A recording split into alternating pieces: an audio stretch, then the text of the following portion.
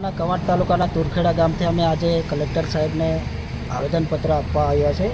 જે મેટર હતી, અમારા તુરખેડા ગામમાં જે મહિલાએ પ્રસૂતિ દરમિયાન મૃત્યુ પામ્યા હતા, એમાં જે સુઓ મોટો કેસ થયેલો, રાજ્ય સરકારે એને નોંધ લીધી અને ત્યાર પછી 18.5 કરોડની ગ્રાન્ટ અમારા તુરખેડા ગામમાં 9 કિલોમીટરનો રસ્તો મંજૂર કર્યો હતો।